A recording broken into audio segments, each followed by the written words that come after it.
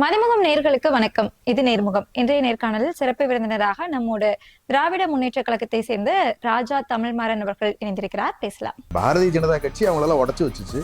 பாரதிய ஜனதா திரும்ப எல்லாத்தையும் சேர்த்து வச்சிருக்கு. ஆசிரியர்களும் வித்ட்ரா பண்ணிட்டாங்களே. அப்ப இன்னும் RSS ரவி அவர்கள் மாதிரி, அண்ணாமலை மாதிரி இருக்கிறவங்களாம் சும்மா போற போக்குல அள்ளி தெளிச்சுட்டு போறது. ஏன் தொகைகளை சொல்லாம ஏன் வெறும் பர்சன்டேஜ் மட்டும் சொல்லுது? நேரடியாக பிரதமரே ஊழல் செஞ்சிருக்காருன்னு தானே சொல்றோம். இந்த நிதி பயன்படுத்தப்படுகின்றது, இந்த நிதி இப்படி வசூல் செய்யப்படுகின்ற நிதி எங்க போகுது? டயா பூஸ்டர் சுகரை கண்ட்ரோல் பண்ணும், உங்க ஆரோக்கியத்தை மீட்டு தரும். சர்க்கரையை கட்டுப்படுத்துறதுக்கான எளிமையான வழிமுறை, இயற்கையான வழிமுறை. அனைத்து மருந்து கடைகளிலும் கிடைக்கும்.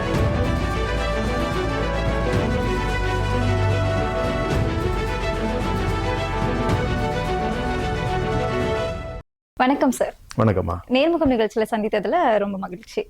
2026 சட்டமன்ற தேர்தல் நெருங்கிட்டு வந்துட்டு இருக்கு. இன்னும் ஒரு சில நாட்கள் தான் இருக்கு அப்படின்னே சொல்லலாம். இந்த நேரத்துல நிறைய கருத்து கணிப்புகளை நம்மளால பார்க்க முடியுது. அந்த கருத்து கணிப்புகளோட முடிவு என்னவா இருக்கு அப்படின்னு பார்த்தோம்னா, திமுகவுக்கு இந்த தடவை ரொம்ப டஃப் காம்படிஷன் இருக்கும், அதுக்கு எதிராக NDA கூட்டணி ரொம்பவே பலமா அமைஞ்சிருக்கு அப்படிங்கிற மாதிரியான ஒரு கருத்து கணிப்புகள் தான் நம்மளால பார்க்க முடியுது. NDA கூட்டணி திமுகவுக்கு இந்த தடவை எப்படி ஒரு காம்படிஷனா இருக்கும்னு நினைக்கிறீங்க? இல்லம்மா, அப்படி இருக்கிற மாதிரி தெரியலையே. NDAக்கும் நம்மளுடைய திராவிட முன்னேற்ற கழகத்தில் தலைமையிலான கூட்டணிக்குமே 10% வாக்கு வித்தியாசம் இருக்கிறத தெளிவா இருந்துச்சு. 46 அவங்க கிட்டத்தட்ட 35 36 தானே இருந்தாங்க. எங்க நெருக்கம்னு நீங்க எதை வச்சு சொல்றீங்கன்னு எனக்கு புரியல. இந்த தடவை அந்த கூட்டணியில நிறைய கட்சிகள் சேர்ந்திருக்கு, அந்த கூட்டணி எல்லாமே ரொம்பவே பலமா இருக்கு அப்படிங்கிற ஒரு கருத்தை முன்வைக்கிறாங்களே. இல்லையா, அது கூட்டணியே இல்லையாம்மா. ஏற்கனவே இருந்தவங்க தானே திரும்ப உடஞ்சு. பாரதிய ஜனதா கட்சி அவங்களெல்லாம் உடச்சு வச்சுச்சு. பாரதிய ஜனதா திரும்ப எல்லாத்தையும் சேர்த்து வச்சிருக்கு. இவ்வளவுதானே, வேற ஒன்றும் புதுசா நடக்கல. கூட்டணியில் யாராவது புதுசா வந்திருக்காங்களா? இல்ல, இதுக்கு முந்தின தடவை டிடிவி தினகரன் அவர்கள் அந்த கூட்டணியில இல்ல, இப்போ அவங்க சேர்ந்திருக்காங்க. இல்லம்மா, அவங்க எல்லாம் 2011 21 தேர்தல்ல எல்லாம் ஒன்னா இருந்தவங்க தானே. அவனும் உடஞ்சு போகலையே. அப்படி இருக்கும்போது இப்ப எப்படி இவங்க எல்லாம் திரும்ப சேர்ந்தாங்கன்னு சொல்லுவோம்? அது கூட்டணி கிடையாது. அதாவது பாரதிய ஜனதா கடும் சேதத்தை அதிமுகவுக்கு விளைவிச்சது. அதை OPS உடைச்சது பாரதிய ஜனதா தான் உடைச்சிச்சு. நீங்க டிடிவி தினகரனை மிரட்டி உடைச்சது அவங்க தான். சசிகலா அம்மையாரை உடைச்சு வெளியே அமிச்சது அவங்க தான். இப்ப செங்கோட்டையன் அவர்கள் வெளியே போனதுக்கு கிட்டத்தட்ட அமித்ஷா அவர்களை சந்திச்ச பிறகு அவருமே வெளியே போனாரு. அப்ப அதிமுகவை கடுமையா உடைச்சுக்கிட்டு வந்தது.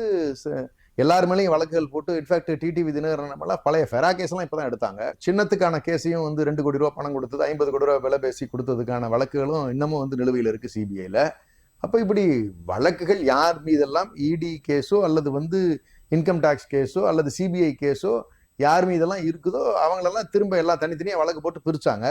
கட்சியை ரொம்ப பலவீனமா காட்டினாங்க அதிமுகவை. இப்ப திரும்ப அவங்களே சேர்த்தி வச்ச மாதிரி ஒரு டிராமாவை பண்ணியிருக்காங்க. இப்படிதான் அந்த கூட்டணி இருக்கு. ஏன் நம்மளுடைய பாட்டாளி மக்கள் கட்சியினுடைய அன்புமணி ராமதாஸ் அண்ணன் அவர்கள் கூட அன்புமணி அவர்கள் ராமதாஸ் ஐயா பேரை கூட பயன்படுத்தாதான்ட்டார். அதனால அன்புமணி ஐயா அவர்கள் சொல்றது அவர் ராமதாஸ் ஐயா கொச்சப்படுத்துற மாதிரி ஆகும். அவரு இந்த வழக்கு பயந்துட்டு தான் ஒன்னா இருக்கிற மாதிரி இருக்கு. அப்ப முழுக்க முழுக்க வழக்குகள் இருக்கக்கூடியவர்களுடைய கூட்டணி தான் இந்த NDA கூட்டணி. Nations destructive alliance. அது இந்த நாட்டை சீரழிப்பதற்கான ஒரு பாசிச சக்திக்கு துணை போகின்றவர்கள் தான் அந்த கூட்டணியில் இருக்கிறதா தான் என்னுடைய பார்வைக்கு தெரியுது. கன்ஸ்ட்ரக்டிவ் அலையன்ஸுங்கிறது நம்மளுடைய திராவிட முன்னேற்ற கழகத்தின் தலைமையில் இருக்கக்கூடிய ஒரு கூட்டணி தான். அது மக்கள் தெளிவாக தான் இருக்காங்க. நீங்க நினைக்கிற மாதிரி அந்த ஃபிகர்ஸ் எல்லாம் எனக்கு நானே 10% வித்தியாசம் தான் இப்ப கடைசியா வந்த சர்வேல இருந்துச்சு. இதை விட்டு அண்ணன் பாண்டே சொல்றது இந்தியா டுடேயோட சர்வே, அப்புறம் பாண்டேயோட கருத்து கணிப்பு, அதெல்லாம் வேற. பாண்டே இந்த பார்ப்பனர் சார்ந்து இருக்கக்கூடிய அவர்களுடைய விருப்பத்தை சர்வேன்னு போட்டுக்குவாங்க. அவங்க சர்வே பண்ணதுக்கான ஆதாரங்களை கேட்டீங்கன்னா எல்லாமே இந்த ஏசர் யூனியன் கவர்மெண்ட்ல இருந்து தமிழ்நாட்டினுடைய மாணவர்கள் எல்லாம் நாங்க டெஸ்ட் பண்ணோம், 4வது வகுப்புல இருக்கக்கூடிய பையனுக்கு 1ஆம் வகுப்பே படிக்க தெரியலன்னு ஒரு பொய் குற்றச்சாட்டை சொன்னாங்க பாத்தீங்களா? எங்கடா சர்வே எடுத்துன்னு சொல்லி கூப்பிட்டு கேட்டோம்னு சொன்னா, ரோட்ல குழந்தைங்க விளையாடிக்கிட்டு இருக்குங்க, நாங்க அப்படியே போவோமுங்க, அப்படியே அந்த குழந்தைய கூப்பிட்டு கேட்போமுங்க, அது பதில் சொல்லுங்க. இப்படியா சர்வே பண்ணுவீங்க? ஒரு சர்வேங்கிறது எப்படி இருக்கணுமோ, ஒரு கிளாஸ் ரூம்ல போகணும், கிளாஸ் ரூம்ல இருக்கிற ஸ்டூடெண்ட்டை கூப்பிடணும், கிளாஸ் ரூம்ல இருக்கிற ஸ்டூடெண்ட்டை படிக்க சொல்லணும். 4ஆம் வகுப்புல உட்கார்ந்து இருக்கிற ஸ்டூடெண்ட்டை அவன் அந்த படிக்கிற மனநிலையில் இருக்கும் பொழுது அவனை கேட்டீங்கன்னா அது ப்ராப்பர் சர்வேவா இருக்கும்.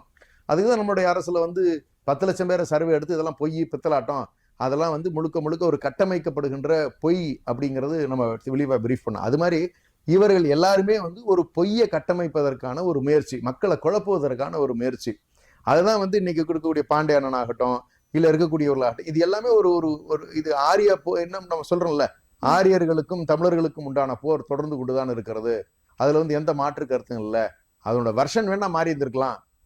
பட் ஆனா அந்த அறப்போர் இன்னைக்குமே வந்து தொடர்ந்துகிட்டு தான் இருக்கு அப்படிங்கறதான் வந்து என்னுடைய பார்வைக்கு தெரிய வருது. ஏன்னா இந்த ஆட்சியில நம்ம செய்திருக்கக்கூடிய திட்டங்கள் எல்லாமே வந்து எல்லா தட்டில் இருக்கக்கூடிய மக்களுமே வந்து தமிழ்நாட்டில் இருக்கக்கூடிய மக்கள் எல்லாருமே பயன்பெறும் வகையில தான் வந்து எல்லா திட்டங்களுமே நமக்கு இருக்கு. திட்டங்கள் எல்லாம் மக்களுக்கு போய் சேர்ந்திருக்கான்னு சொன்னா எல்லாருக்கும் வந்து நிதர்சனமா எல்லாமே ஸ்ட்ரெயிட்டா பெனிஃபிஷியரிக்கு தான் போய் சேர்ந்திருக்கு. இடையில ஆட்கள் எல்லாம் எங்கேயும் வைக்கிற ஒன்றிய அரசுல சொல்லுவாங்க இல்லையா, அங்க கொடுத்தோம்னா இங்க வர்றதுக்கு எல்லாம் குறைஞ்சிருக்கும், அந்த மாதிரி எல்லாம் திட்டங்கள் எதுவுமே கிடையாது. எல்லாமே நேரடியா பெனிஃபிஷியரிஸ் இருக்கக்கூடிய திட்டம் தான். நேரடியா வந்து மக்களே பயன்பெறுகின்ற திட்டம் தான். புதுமை பெண் திட்டமாகட்டும், இல்ல வந்து மகளிர் உரிமை தொகை ஆகட்டும், எல்லாம் நேர பெனிஃபிஷியரியை சென்றடையக்கூடிய திட்டங்கள் தான். அது மாதிரி நீங்க கட்டணமில்லா பேருந்தாகட்டும், இப்படி எல்லா திட்டங்களுமே நமக்கு வந்து மக்கள் நேரடியா பெனிஃபிட் ஆயிருக்காங்க அப்படிங்கிறது எவிடென்டா தெரியுது. பெனிஃபிட் அடையாதவங்களே இந்த தமிழ் சமூகத்துல கிடையாது, இல்லாதவங்க கிடையாது அப்படிங்கிற நிலையில தான் வந்து நம்மளுடைய ஆட்சி இன்னைக்கு இருந்துட்டு இருக்கு. இல்ல திட்டங்கள் அவங்க செயல்படுத்திட்டு இருந்தாலுமே வாக்குறுதிகள்ல கொடுத்த பல திட்டங்கள் இன்னும் செயல்படுத்தாம தானே இருக்கு. ஆசிரியர்கள் போராட்டம் இன்னும் நடத்திட்டு தானே இருக்காங்க. முந்தா நாள் முடிச்சு வச்சுட்டாங்களே, சம வேலைக்கு சம ஊதியம். அதுல வந்து ஒரு நெருடல் இருந்துச்சு. என்னன்னு கேட்டீங்கன்னா, அதுல வந்து ஒரு 5000 சில்லற பேர் இருக்கக்கூடியவர்கள் தான் கடைசியா போராடிக்கிட்டு இருந்தாங்க. மற்றபடி எல்லாருமே வந்து அதாவது கிட்டத்தட்ட 1,00,000 பேர் இருக்கக்கூடிய 1,400,000 பேர் இருக்கக்கூடிய அரசு ஊழியர்கள் பள்ளியில ஒரு 5000 பேர் மட்டுமே வந்து ஒரு அதிருப்தி மனநிலையில இருந்தாங்க. அதுலயே கூட வந்து 2 விதமான கருத்துக்கள் நிலவுச்சு. ஒண்ணு வந்து 2009 இருக்கக்கூடியவர்கள் கேட்டது நியாயம்தான். ஆனா 12, 14 ஆசிரியர்களாக வந்தவர்கள் வந்து ஒப்பந்தம் என்ன கையெழுத்து போட்டு இந்த வேலைக்கு இதை ஒத்துக்கிட்டு நான் வந்தேன்னு சொல்லி சொன்னது திரும்ப அவங்க மாத்தி கேட்கறது நியாயமா அப்படிங்கிற ஒரு பிரச்சனை இருந்துச்சு. அப்படி அவங்களுக்கு கொடுத்தோம்னு சொல்லி சொன்னா மற்ற அரசு ஊழியர்கள் எல்லாருக்குமே அந்த பீரியட்ல நியமனம் செய்யப்பட்டவர்களுக்கு கொடுக்கணும் அப்படிங்கிற ஒரு கட்டாயம் இருக்கும் பொழுது பல்லாயிரக்கணக்கான கோடி ரூபாய் நிதி சுமை வந்து அரசுக்கு ஏற்படும். ரெண்டாவது அதுவும் எது மாதிரியா இருந்துச்சுன்னு சொல்லி சொன்னா நியாயமில்லாத கோரிக்கைகள் மாதிரி வெளியப்பட்டாலுமே அது அப்ப கூட அந்த அரசு என்ன சொன்னா ஒரு கமிட்டி அப்பாயிண்ட் பண்ணியிருக்காங்க. அந்த கமிட்டியினுடைய ஆய்வுக்கு உட்படுத்துறோம்னு சொல்லியிருக்காங்க. நாங்க கொடுக்குற எங்க நிதிச்சுமையே எங்களுக்கு சிரமமா இருக்கு. இப்போ வந்து டேப்ஸ் கொடுத்தாங்க, அதாவது compulsory contributory pension scheme CPS, union கவர்மெண்ட்ல இருக்கிறது நேஷனல் பென்ஷன் ஸ்கீம் அவங்க அறிவிச்சது. இது ரெண்டுக்குமே இடைப்பட்ட ஒரு நிலையில தான் வந்து நம்மளுடைய அரசு அறிவிச்சிருக்கு. அதுல இந்த 10% கான்ட்ரிபியூஷன் வச்சிருக்காங்கன்னு ஒரு குற்றச்சாட்டு அவங்க சொன்னப்போ கூட என்ன சொன்னோம்னா, யூனியன் கவர்மெண்ட் நம்மளோட ஃபண்டிங்கே வந்து இந்த 10% நீங்க கான்ட்ரிபியூஷன் நீங்க வாங்கினீங்கன்னா தான் நாங்க வந்து இந்த ஃபண்டே உங்களுக்கு கொடுப்போம்னு சொல்லிருக்கனால அதை கட்டாயமா நாங்க வச்சிருக்க வேண்டிய கட்டாயத்தில் இருக்குது. இல்லைன்னா அதை கூட வைக்கிறதுக்கு அரசுக்கு விருப்பம் கிடையாது. பட் அது இருக்கணும்னு இன்சிஸ்ட் பண்றது யாரு? எகைன் யூனியன் கவர்மெண்டோட கண்டிஷன்ஸ் தான். பாரதிய ஜனதா அரசு தான் அந்த கண்டிஷனுமே போட்டது. வாஜ்பாய் அவர்கள் பீரியட்ல தான் அதை இம்ப்ளிமெண்ட் பண்ணாங்க. யார் பீரியட்ல வந்து கான்ட்ரிபியூட்டிங் பென்ஷன் ஸ்கீம் ஜெயலலிதா அம்மையார் பீரியட்ல தான் அதை இம்ப்ளிமெண்ட் பண்ணாங்க. அப்ப இந்த மாதிரியான அக்கிரமமான திட்டங்களை எல்லாத்தையும் வந்து போட்டது எல்லாமே வந்து பாரதிய ஜனதாவும் ஜெயலலிதா அம்மையாரும். ஆனா இவங்க யாருக்கிட்ட போராடுறாங்க? எங்ககிட்ட போராடுறாங்க. கேட்டா அவங்க என்ன சொன்னாங்க, எங்ககிட்ட நீதி கிடைக்கணும்னா திராவிட முன்னேற்ற கழகத்தினுடைய தலைவர் முத்துவேல் கருணாநிதி ஸ்டாலின் அவர்கள்ட்ட தான் நாங்க கேட்க முடியும். ஏன்னா எங்களுக்கு செஞ்சு தரணுங்கிற அக்கறை உள்ள ஒரே முதலமைச்சர் வந்து எங்களுடைய காலகட்டத்துக்கு இவர் தான். ஆமா, எங்களுக்கு தெரியுது ஜெயலலிதா அம்மையார் தான் அந்த அக்கிரமத்தை பண்ணாங்க. எடப்பாடி பழனிசாமியா எங்களை பார்க்க கூட கிடையாது.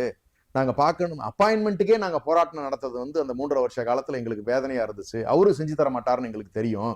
ஆனா எங்களுக்கு செஞ்சு தருவாருன்னு நாங்க நம்புறது வந்து முத்துவேல் கருணாநிதி ஸ்டாலின் அவர்களை மட்டும்தான் அப்படின்னு சொன்னாங்க. அதுக்கு தான் அந்த டேப் ஸ்கீம் கொடுத்தப்ப இன்னைக்கு பிப்ரவரி 8ஆம் தேதி ஜாக்டோஜியோ அமைப்பு முழுமையா பாராட்டு விழா வச்சிருக்காங்களே.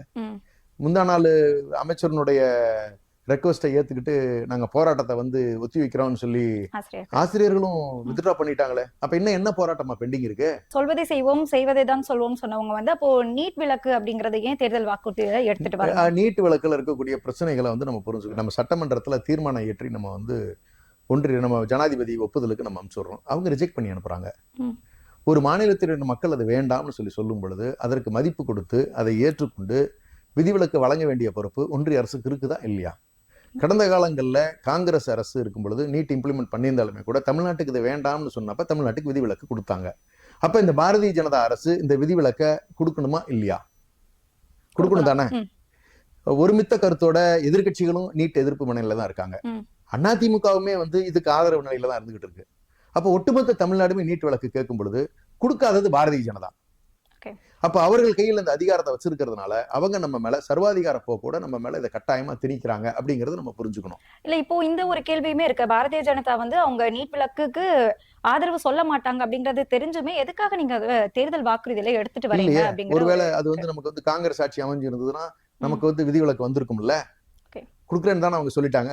அவங்க வந்து ராகுல் காந்தி அவர்கள் நீட் விலக்கு வழங்கப்படும்னு சொன்னாங்க தமிழ்நாட்டுக்கு. அது மட்டும் இல்லை, இன்னும் அது முடியல. சுப்ரீம் கோர்ட்ல வழக்கு போயிட்டு தான் இருக்கு. நம்ம உரிமைகள் நம்ம கேட்டுக்கிட்டு தான் இருக்கோம். சுப்ரீம் கோர்ட் வழக்குல இந்த 10 பில்லு பெண்டிங் வச்சிருந்தாங்க இல்லையா, ஜனாதிபதி அவர்கள் 10 பில்லு பெண்டிங் வச்சிருந்தாங்க. இந்த யூனிவர்சிட்டி சம்பந்தப்பட்ட உயர்கல்வியில் இருக்கக்கூடிய 10 பில்லு தமிழ்நாட்டில இருந்து அனுப்பப்பட்ட பில்கள் பெண்டிங்கிறது, அது எல்லாமே நிறைவேற்றப்பட்டதாக கருத்தில் கொண்டு அப்ரூவ் பண்ணாங்கல்ல. அது மாதிரி நீட்டுக்கான விதிவிலக்கு வருவதற்கான வாய்ப்பு, சாத்தியக்கூறுகள் இன்னைக்கு இருக்கு இல்லையா. ரெண்டாவது ஒரு விஷயம், வரலனாலுமே போராடுகின்ற வழக்கம் நமக்கு உண்டு. இன்னைக்கெல்லாம் எழுதி வச்சுக்கோங்க, ஒரு நாள் நீட்டு கண்டிப்பா அபலிஷ் செய்யப்படும். அன்னைக்கு நாங்க சொல்லுவோம், இத்தனை வருட போராட்டத்திற்கு பிறகு நீட் விலக்கப்பட்டிருக்கிறது, அந்த காலம் வரைக்கும் நம்ம பொறுமையா இருந்தாகணும், போராடி தான் ஆகணும் அப்படிங்கறது நான் தெளிவா தெரிவிச்சுக்கிறேன். இல்ல, நிறைய திட்டங்கள் வந்து செயல்படுத்தி இருந்தாலுமே இது எல்லாமே வந்து தேர்தல் நெருங்கக்கூடிய சமயத்துல தானே நீண்ட நாள் கோரிக்கையில் இருந்த திட்டங்கள் எல்லாமே செயல்படுத்தப்பட்டிருக்கு. பொருளாதார சுமை நமக்கு வந்து நம்ம 2021 ஆட்சிக்கு வரும்போது கொரோனா இருந்த காலகட்டம். முதல் 2 ஆண்டுகள் வந்து அந்த கொரோனா விட்டு மீண்டு வருவதே நமக்கு வந்து பெரிய சிரமமா இருந்தது. உயிர்களை காப்பது தான் நமக்கு வந்து முக்கியமா இருந்தது. பெரும் நிதிச்சுமையில தான் வந்து விட்டுட்டு போனாங்க. அப்படி இருக்கிற சூழ்நிலையில ஸ்லோவா ரெஸ்டோர் பண்றதுக்கு, நிதி நிலையை பெருக்குவதற்கு, நிதி ஆதாரத்தை பெருக்குவதற்கு முதல்ல உட்கட்டமைப்புகளை நம்ம வந்து உருவாக்குறதுல ப்ரியாரிட்டைஸ் பண்ணோம். 3rd year and 4th year infrastructure of the state, சாமானிய மக்களினுடைய வாழ்வாதாரத்தை அடிப்படையாக வச்சிருக்கக்கூடிய ஸ்டாண்டர்ட் ஆஃப் லிவிங் நம்ம சொல்லுவோம், அவங்களுக்கு அதை இம்ப்ரூவ் பண்றதுக்கான வேலைகளை நம்ம செஞ்சோம். இது எல்லாம் எங்க ரிஃப்ளெக்ட் ஆகுதுன்னா, நம்மளுடைய மாநிலத்தினுடைய நெட் ஜிஎஸ்டிபி வளர்ச்சி நமக்கு வந்து அதில் காட்டுது. எப்படின்னா, சர்வீசஸ்ல வர ரெவென்யூ, ஜிஎஸ்டியில் வர ரெவென்யூ, இண்டஸ்ட்ரீஸில் வர ரெவென்யூ, இது எல்லாமே நமக்கு வந்து ரிஃப்ளெக்ட் ஆகி நமக்கு வந்து பாசிட்டிவாக ஃபண்ட்ஸ் ஜென்ரேட் ஆக ஆரம்பிக்குது. இந்த ஃபண்டை எடுத்து தான் நம்ம இப்போ உங்களுக்கு நிறைவு நிலையில் நம்ம சொன்ன கமிட்மெண்ட்ஸை சேர்த்து ஹானர் பண்ண முடியும். ஒருவேளை இந்த பணத்தை எடுத்து நான் எடுத்த உடனே நான் செலவுக்கு கொடுத்துருந்தேன்னு வச்சுக்கோங்களேன், இன்னைக்கு வந்து தமிழ்நாட்டினுடைய வளர்ச்சியை நம்ம உறுதிப்படுத்தியிருக்க முடியாது. ஆனால் இந்த 5 வருஷத்துக்குள்ள நாம இத்தனை விஷயங்களை நம்ம வந்து செஞ்சு கொடுத்துருக்கோம் அப்படிங்கிறத பாராட்டணும். ஏன்னா எங்கேயுமே வந்து காம்ப்ரமைஸ் இல்லாமல் மெஜாரிட்டியாக நாங்கள் கமிட் பண்ணது கிட்டத்தட்ட என்னுடைய கணிப்பு சரியாக 90% மேலே வந்து நிறைவேற்றிருக்கோம். சில விஷயங்கள் ஒன்றிய அரசினுடைய ஒத்துழைப்புகள் இருந்திருந்தால் எல்லாமே மேக்சிமம் பார்த்தீங்கன்னா கான்ட்ரிபியூஷன் ஆஃப் த யூனியன் கவர்மெண்ட்டை பொறுத்து தான் இருக்குது. இன்னைக்கு நமக்கு நிதிக்கு வந்து 3500 கோடி ரூபாயை பெண்டிங் வச்சிருக்காங்க ஆஸ் ஆன் டேட். இது நமக்கு உரிமையா வர வேண்டிய தொகை, இது யாரும் கேட்கலாம் வேண்டியதில்லை. சமர சிக்ஷா அபியான்ல அவங்க கொடுக்க வேண்டிய பணம், அந்த பணத்தையே அவங்க வந்து நிறுத்தி வச்சிருக்காங்க. அதை நம்மளுடைய முதலமைச்சர் அவர்கள் கொடுக்குறாங்க. ஒன்றிய அரசு நமக்கு கொடுக்க வேண்டிய நிதி பகிர்வை முறையா கொடுத்துச்சுனாவே நமக்கு இந்த பிரச்சனைகள்ல இருந்து பெரும் விடுதலை நமக்கு கிடைக்கும்.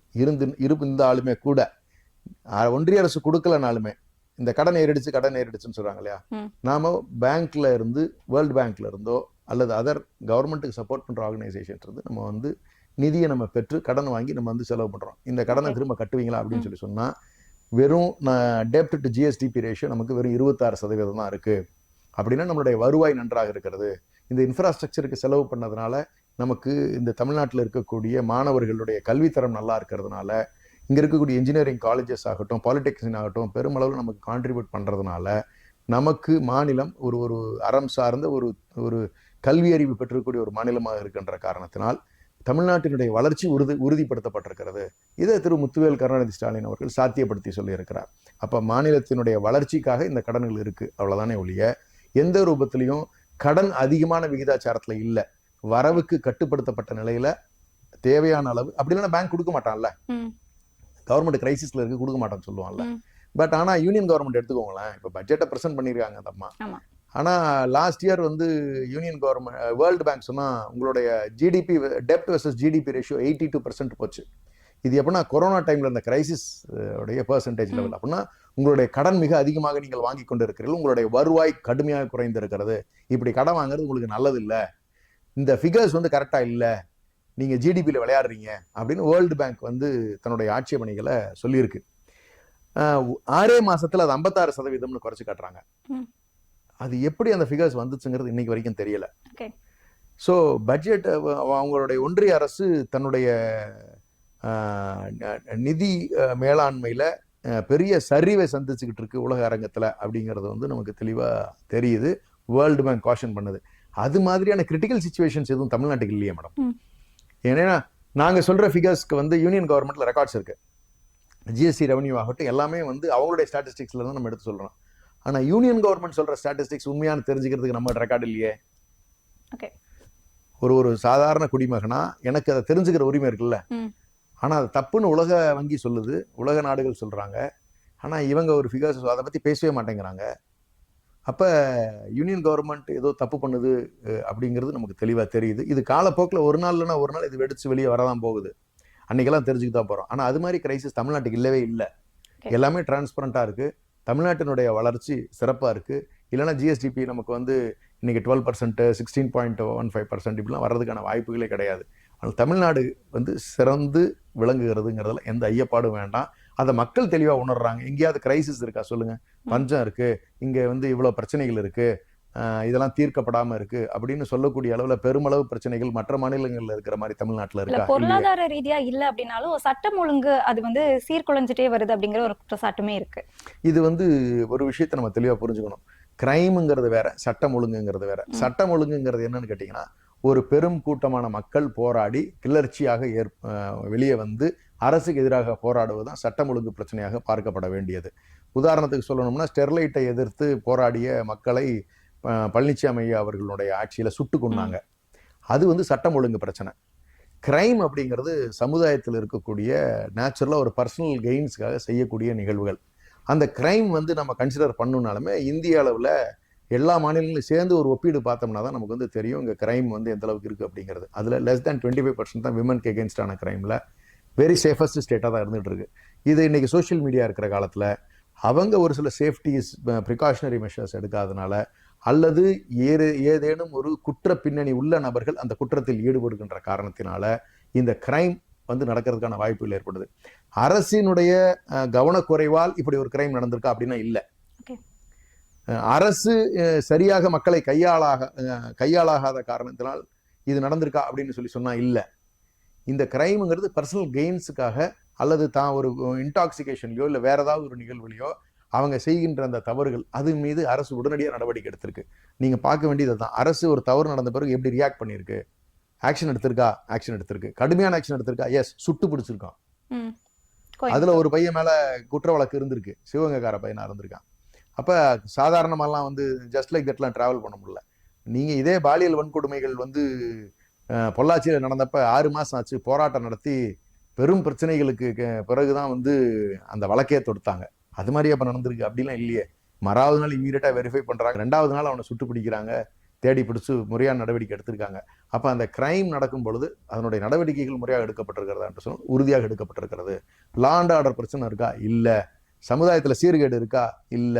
எங்கேயாவது பெருசா கிளர்ச்சி எழுந்து போராட்டங்கள் வந்து இந்த ஊர்ல நடந்துச்சு, அந்த ஊர்ல நடந்துச்சு அப்படிங்கிற மாதிரி ஒரு ஆயிரக்கணக்கான பேர் திரண்டு போராடினார்கள், 5000 பேர் போராட்டம், அங்க சுடப்பட்டார்கள், தடியடி நடத்தப்பட்டது, கண்ணீர் புகை குண்டு வீசப்பட்டது, இதெல்லாம் தான் லா அண்ட் ஆர்டர் ப்ராப்ளம். தயவு செஞ்சு இந்த மீடியால இருக்கக்கூடியவர்கள் வேண்டும் என்று இந்த கவர்னர் மாதிரி பேசக்கூடாது. அவருக்கு வந்து தமிழ்நாடு வந்து கவனமா அதாவது நல்ல வளர்ச்சி பெறுது, பாதுகாப்பான ஒரு மாநிலமா இருக்கு அப்படிங்கிறது வந்து அவருக்கு பிடிக்கிறது இல்லை. ஏன்னா அவங்க வடநாட்டில் இருக்கும் பொழுது அப்படிகள்லாம் பிரச்சனை இருந்தாலும் அவங்க கட்சியை அவங்க வளர்த்த முடியும்னு நினைக்கிறாங்க. இங்க வந்து பீஸ்ஃபுல் ஸ்டேட்டா இருக்கிறதுனால ஒரு சின்ன தப்பு நடந்தா கூட அது நமக்கு பெருசா தெரியுது. யூபியில் நடக்கிற மாதிரி அங்க ஒண்ணு இங்க ஒண்ணு டெய்லி ஒரு வீடு அடிச்சுக்கிட்டு இருந்தாங்கன்னு வச்சுங்க கவர்மெண்ட்டே. அதாவது வன்கொடுமைகள் வந்து எவ்வளவோ நடக்குது அந்த மாநிலங்கள்ல. கிட்டத்தட்ட 25 லட்சம் குழந்தைகள் எலிமெண்டரி ஸ்கூல் விட்டு வெளியே வர்றாங்க, 25,000 ஸ்கூல்களை மூடுறாங்க. அது மாதிரி ஒரு சீரழிகின்ற ஒரு மாநிலமா இருந்ததுன்னா அங்க நடக்கக்கூடிய பிரச்சனைகள், ஆமாப்பா இதுவும் ஒரு பிரச்சனைப்பா அப்படின்னு நகர்ந்து போயிடுவாங்க. இங்க ஒரு சின்ன நிகழ்வு நடந்தா கூட தெரியுதுன்னா, பீஸ்ஃபுல்லா இருக்கிறதுனால ஒரு சின்ன தப்பு நடந்தா கூட டக்குன்னு அது கண்ணுக்கு தெரியுது. ஒரு வெள்ளை பேப்பர்ல ஒரு சின்ன கரும்புள்ளி இருந்தா வந்து டக்குன்னு தெரியற மாதிரிதான் வந்து இங்க தெரிய வருது. அதுக்கு உடனடியா நம்ம வந்து சரி பண்ணிடுறோம். அங்க இருக்கக்கூடியது அந்த பேப்பர்ல அவ்வளவு கரும்புள்ளிகளா கருப்பா இருக்குங்கும் பொழுது இன்னொரு கரும்புள்ளி வரனால அவங்களுக்கு தெரியறது இல்லை. இதெல்லாம் ஆளுநர் மாதிரி RSS ரவி அவர்கள் மாதிரி அண்ணாமலை மாதிரி இருக்கிறவர்கள்லாம் சும்மா போற போக்குல அள்ளி தெளிச்சுட்டு போறது. எதை ஒப்பிட்டாலும் நம்ம எதை வச்சு பேசணும்னா ஒன்றிய அரசுல மற்ற மாநிலங்களையும் ஒப்பிட்டு பேசினாதான் தமிழ்நாடு எவ்வளவு பாதுகாப்பா இருக்குங்கிறது மக்களுக்கு தெரியுங்கிறதுக்காக உங்களுக்கு நான் அந்த விளக்கத்தை சொல்றேன். இல்ல மீடியாக்கள் பேசுறாங்க அப்படிங்கிறது எதிர்க்கட்சிகள் என்ன சொல்றாங்களோ அதை தான் மீடியாக்கள் வந்து ரெப்ரசென்ட் பண்றாங்க சார். இப்போ தமிழ்நாட்டோட வளர்ச்சி அப்படிங்கிறது ஜிடிபியை சார்ந்தது அப்படின்னு சொல்லியிருந்தீங்க. அப்படி பார்க்கும்போது இந்தியாவோட வளர்ச்சியுமே ஜிடிபியை சார்ந்ததுதான். இந்தியாவோட ஜிடிபி வந்து வளர்ச்சி சதவீதம் 6.8ல இருந்து 7.2க்கு இருக்கு. மற்ற நாடுகளை விட கம்பேர் பண்ணும்போது அதிகமா இருக்கு அப்படின்னு சொல்லிட்டு சொல்லியிருக்காங்க. அந்த ஃபிகர்ஸ் தான் எங்களுக்கு நம்பிக்கை ஊட்டலன்னு சொல்லி வேர்ல்டு பேங்க் கிரிட்டிசைஸ் பண்றானே. உங்களுடைய ஜிடிபி நம்பர்ஸ் கரெக்டா இல்ல, நம்பிக்கை இல்ல அப்படின்னு சொல்லியிருக்காங்களே, அதுக்கு என்ன சொல்ல போறாங்க அந்த அம்மையார்? பதில் கொடுக்கணும் இல்லையா? இன்னைக்கு 24% கடன் வாங்குவேன்னு சொல்லியிருக்காங்க பட்ஜெட்ல. ஆமா 20% வட்டிக்கே போகுதுங்கிறாங்க. அப்ப எவ்வளவு கடன் இருக்கு? 20% போகுதான். நமக்கெல்லாம் அப்படி இல்லையே. நம்ம மாநிலத்துல நம்மளுக்கெல்லாம் வந்து கிட்டத்தட்ட 10-11% மேல போகலையே. அப்படின்னா ஒன்றிய அரசு கிரைசிஸ்ல இருக்குங்கிறது தெளிவா தெரியுது. இன்னொரு விஷயம் எனக்கு வருத்தம் இருந்துச்சு. அம்மையாருடைய பட்ஜெட், நிர்மலா சீதாராமன் அம்மையாருடைய பட்ஜெட் ஏன் நம்பர் சொல்லலை? இத்தனை ஆயிரம் கோடி ரூபாய், அப்படி இத்தனை லட்சம் கோடி ரூபாய்னு ஏன் வந்து தொகைகளை சொல்லாம ஏன் வெறும் பர்சன்டேஜை மட்டும் சொல்லுது? எனக்கு ஒரு சாமானியனா அதை தெரிஞ்சுக்கிற உரிமை இருக்கு இல்லையா? அவங்க என்ன இதுக்கு முன்னாடிலாம் பட்ஜெட் எப்படி இருக்குன்னு சொல்லி சொன்னா, இத்தனை ஆயிரம் கோடி ரூபாய் இதற்கு ஒதுக்கீடு செய்யப்பட்டது, ₹1 வரக்கூடிய நிதி இதுக்காக செலவு செய்யப்பட்டது அப்படின்னு சொல்லி இருக்கும். டிரான்ஸ்பரன்சி இருக்கும். ஜிஎஸ்டி வருவாய் மொத்தமாக இவ்வளவு தொகை வந்தது அப்படின்னு சொல்லி இருக்கும். இதுல எதுவுமே அவங்க என்ன சொல்றாங்கன்னா, நெட் ரெவன்யூ அப்படின்னு சொல்லி சொல்றாங்க. நான் டேக்ஸ் ரெவன்யூலேருந்து வர்ற மொத்த ஃபிகரை சொல்றாங்க. அந்த நெட் டேக்ஸ் ரெவன்யூல அவங்க பிரித்து சொல்ல மாட்டேங்கிறாங்க. இன்கம் டேக்ஸில் எவ்வளோ வந்துச்சு, ஜிஎஸ்டியில் எவ்வளோ வந்துச்சு, இம்போர்ட் டியூட்டியில் எவ்வளோ வந்துச்சு, செஸ்ஸில் எவ்வளோ வந்துச்சு அப்படின்னு பிரேக்கப்லாம் கொடுக்கணும்ல. இது எதையுமே சொல்லாமல் ஏன் வேறு பர்சன்டேஜை போட்டு வச்சுருக்கீங்க? அந்த பர்சன்டேஜுக்கும் ஃபிகர்ஸ்க்கும் கால்குலேட் பண்ணால் தப்பாக இருக்கே. அப்போ ஏதோ ஒரு நம்ம வேர்ல்டு பேங்க் சொன்னதும் இந்த அம்மையாருக்கு கொடுத்துருக்கிற பட்ஜெட் ப்ரெசன்டேஷனுக்கு அவுட்புட் டேட்டா ஒன்று கொடுக்குறாங்க, இதனுடைய முக்கிய அம்சங்கள்னு. அது ஏன் எல்லாம் விகிதாச்சார அடிப்படையில் நீங்கள் கொடுக்குறீங்க? தமிழ்நாடு அரசுடைய பட்ஜெட் எடுத்து பார்த்தீங்கன்னா நிதி ஒதுக்கீடு தொகைகள்லாம் வந்து இத்தனை ஆயிரம் கோடி ரூபாய், இத்தனை ஆயிரம் கோடி ரூபாய், இத்தனை லட்சம் கோடி ரூபாய் அப்படின்னு வந்து தொகைகள் சொல்லப்பட்டிருக்கும். இதுல ஏன் அந்த மாதிரி தொகைகள் சொல்லப்படலை? ஏன் இதெல்லாம் பிரித்து சொல்ல மாட்டேங்கிறீங்க? மாநில வாரியா நீங்க வந்து வருவாயை கூட சொல்லலாம் இல்லையா? இதெல்லாம் ஏன் மறைச்சு வைக்கிறீங்க? நிறைய தகவல்கள் தெரியாமலே போகுது, ஏன் மறைக்கணும்? இதுக்கு நிர்மலா சீதாராமன் நம்ம பதில் சொல்லுவாங்களா? ஏன்னா ஒரு சாதாரண குடிமகன், எனக்கு தெரிஞ்சுக்க விருப்பம் இருக்கு, நான் வரி கட்டுறேன், நான் இன்கம் டாக்ஸ் கட்டுறேன், அசஸ்ஸி நான், என் பணம் எங்க போச்சுன்னு எனக்கு தெரிய வேணுமா வேணாமா? தெரியணும். ஆனா தெரியலையே எனக்கு. இப்ப நான் ஏன் வரி கட்டணும்? தமிழ்நாடு அரசுக்கு நான் வரி கட்டுறேன், எனக்கு அவங்க வந்து கிளியரா சொல்லிடுறாங்க. ஒரு குடிமகனா அவன், பிகாஸ் குடிமகனுக்காக தான் அரசு, அரசுக்காக வரி கொடுப்பதற்காக குடிமகன் இல்லை, மக்களை நன்றாக வாழ வைப்பதற்காக தான் அரசு. மக்கள்கிட்ட இருந்து காசை புடுங்கிறதுக்காக அரசு இருக்கக்கூடாது. அப்ப அந்த வித்தியாசம் தெரியுது. அதுதான் சனாதன போக்கு, அதுதான் அந்த பிராமண ஆதிக்கம். அவர்கள் இப்படிப்பட்ட ஒரு மனநிலையை கைவிடுறது நல்லது. ஏதோ ஒரு பாசிச சக்தின்னு சும்மா ஒன்றும் தலைவர் சொல்லல. இது எல்லாமே எவிடன்ஸ் தானே. இப்ப ஒரு சர்வாதிகார போக்கு, கிட்டத்தட்ட ஒரு ஹிட்லர் ஆளுகின்ற மாதிரி ஒரு சூழல் தானே இன்னைக்கு இந்தியாவுக்கு வந்திருக்கு. எதுக்குமே டிரான்ஸ்பரன்சி இல்லையே. இல்ல ஹிட்லர் ஆள்ற மாதிரியான போக்கு அப்படிங்கிற அந்த சென்டென்ஸ் அது வந்து பொருந்துமா நமக்கு? ஏன் பொருந்தாது? சர்வாதிகாரத்தை நோக்கி தானே நகருது. உங்களுக்கு எலெக்ஷன் கமிஷன் பாத்தீங்கன்னு சொல்லி சொன்னா அவன் இஷ்டத்துக்கு எஸ்ஐஆர்னு ஒண்ணு கொண்டு வந்து நீக்கிறாங்க, கேள்வி கேட்கறதுக்கு ஆள் இல்லாம இருக்கு. நீங்க அதே மாதிரி அவரு எந்த துறையில இருந்து வந்திருக்காருன்னா ஹோம் மினிஸ்டர் கீழே வேலை பார்த்தவர், குஜராத்துக்காரரு. இது எல்லாம் ஒரு குறிப்பிட்ட குஜராத்தை சார்ந்து இருக்கக்கூடிய ஒரு மார்வாடி கம்பெனிக்கு கீழே தானே இந்த அதிகாரிகள் எல்லாருமே இருந்து அவருக்காக வேலை பார்க்குற மாதிரி தெரியுது. எதுலையுமே டிரான்ஸ்பரன்சி வர மாட்டேங்குது. நீங்க ஒரு பிரதமரை வந்து நேரடியா வந்து பிஎம் கேர்ஸ்னு நிதி வசூல் பண்றாரு. கேட்டா பிஎம் கேர்ஸ்ங்கிறது பிரைவேட் ட்ரஸ்ட், அது வந்து ஆடிட்டுக்குள்ளாக்கப்படுமா, அரசு இயந்திரம் மாதிரி உள்ளாக்கப்படுமா? இல்லைங்கிறாங்க. ஒரு பிரதமர் இப்படி செய்யலாமா? நேரடியா பணம் வசூல் பண்ணலாமா? பிரதமர் அலுவலகத்தை பயன்படுத்தி காசு வாங்கலாமா? அப்படி செய்யக்கூடாதுங்கிறதான நம்மளுடைய அரசினுடைய கான்ஸ்டிடியூஷன் கிளியரா சொல்லுது. இந்திய அரசாங்கம் ஊழல் கணக்குல வருமா? ஆமா, இதெல்லாம் ஊழல் தானே. நேரடியா பிரதமரே ஊழல் செஞ்சிருக்காருன்னு தானே சொல்றோம். நீங்க அதோட கொடுமை, பாரதிய ஜனதா கட்சியினுடைய வெப்சைட்ல ஸ்வச் பாரத், கிசான் சேவா, பேட்டி பச்சாவ் ஸ்கீமுக்கெல்லாம் வந்து நிதி வாங்குறாங்களாம். அதுக்கு நீங்க எப்படிங்க ஒரு கட்சி எப்படிங்க நிதி வாங்க முடியும்? இதே அரசு அதிகாரிகள் கிட்ட கேட்கும் பொழுது, அவங்க வந்து ஆர்டிஐல கேட்கும் பொழுது, நம்மளுடைய நண்பர் அரவிந்த் ஆக்ஷன் சொல்லி ஆர்டிஐல போட்டு டீட்டெயில் எடுத்து வச்சிருக்காரு. அவங்கள கேட்கும் பொழுது அவங்க என்ன சொல்றாங்க, எந்த ஏஜென்சியும் நாங்க அப்பாயிண்ட் பண்ணல இப்ப நிதி வசூல் பண்றதுக்கு, இது அரசு நிதி ஒதுக்கீடு செய்யும், அந்த பணத்தை செலவு பண்றதுக்கு தான் வந்து இந்த திட்டங்களை ஒழிய வெளியேறது இது நிதி வாங்குறதுக்கு ப்ரொவிஷன் இல்லைங்கிறாங்களே. அப்ப இந்த பணம் எங்க போச்சு? ஒரு கட்சி, பாரதிய ஜனதா கட்சி நிதியை வசூல் செய்கிறது மக்கள்கிட்ட இருந்து. இதை வந்து பிரதமர் ட்வீட் பண்றாரு.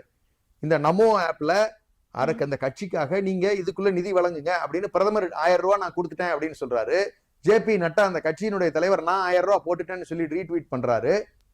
இதுக்கு ரெசிப்ட் ஜெனரேட் ஆகுது, பார்ட்டி ஃபண்டுக்கு போகுதுன்னு சொல்றாங்க.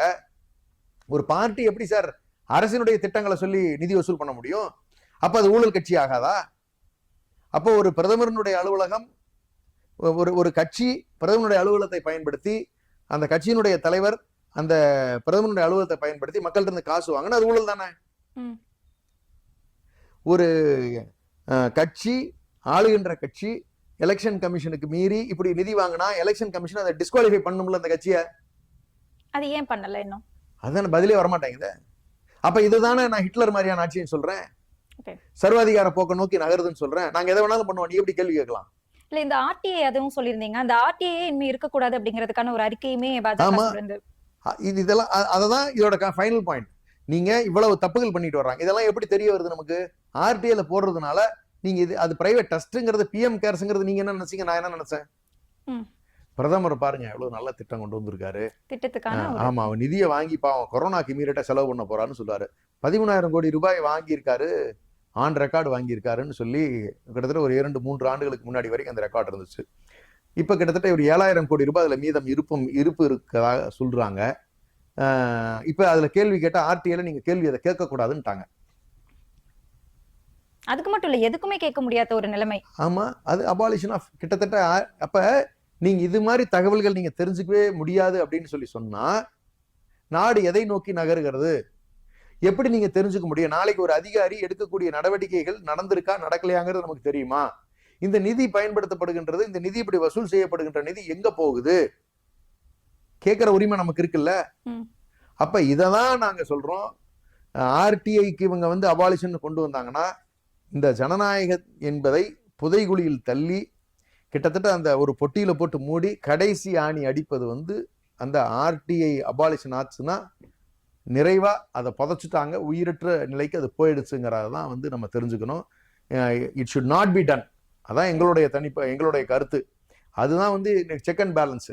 தப்பு நடக்காம பாதுகாக்குதுன்னு அந்த ஆர்டிஐக்கு பயந்துக்கிட்டு தான் நிறைய பேர் கரெக்டா இருக்காங்க. நீங்க அதே எடுத்துட்டீங்கன்னா நீங்க கேள்வியே கேட்க முடியாதுன்னு சொன்னா, ஆமா வாங்கினா இப்ப என்ன பண்ணலாங்கிற, உன்னெல்லாம் பதில் சொல்ல முடியாது, உன்னை பிடிச்சி உள்ள வச்சிருவேன் அப்படின்னு என்ன பண்ணுவீங்க? நீங்க எதை சொன்னாலும் நீங்க கேட்கணும். பெண்கள் வீட்டை விட்டு வெளியே வரக்கூடாதுன்னா வரக்கூடாது. ஏன் வரக்கூடாதுன்னு உனக்கு உலகம் சொல்ல வேண்டிய அவசியம் கிடையாது அப்படின்னு என்ன பண்ணுவீங்க? ஏன் நீங்க கேள்வி கேட்பீங்களா மாட்டீங்களா? நான் ஏன் வரக்கூடாதுன்னு கேட்பீங்கல்ல? அப்படி அந்த நிலை வந்துச்சுன்னா நீங்க என்ன சொல்லுவீங்க அந்த ஆட்சியை? இப்ப கிட்டத்தட்ட நான் கொடுக்குற நிதியில நான் கேள்வி கேட்க கூடாதுன்னு என்ன சொல்ற மாதிரி தானே இருக்கு. அது ஒண்ணுதானே. அப்ப இது சர்வாதிகார போக்கு இல்லாம வேற என்ன? நீங்க நாசிசம்ல பாசிசம்ல நீங்க எதிர்த்து பேசுனா உங்களை வந்து ஜெயில தள்ளிடுவாங்க அல்லது கொலை பண்ணிடுவாங்க. இப்ப உங்களை அது ரெண்டு மட்டும் செய்யல, அடுத்த கட்டம் அதை நோக்கி நகராதுன்னு என்ன நிச்சயம்? அப்ப நாடு எதை நோக்கி நகருது? மிகப்பெரிய சர்வாதிகாரத்தை நோக்கி தானே நகருது. ஒரு கட்சி இந்தியாவை கபலீகர செஞ்சுக்கிட்டு மிகப்பெரிய அழிவுகளை உண்டாக்கிட்டு இருக்குல்ல. அதனாலதான் அந்த பேரை நாங்க சொல்றோம். நன்றி சார். ரைட், நிறைய தகவல்கள் நன்றி.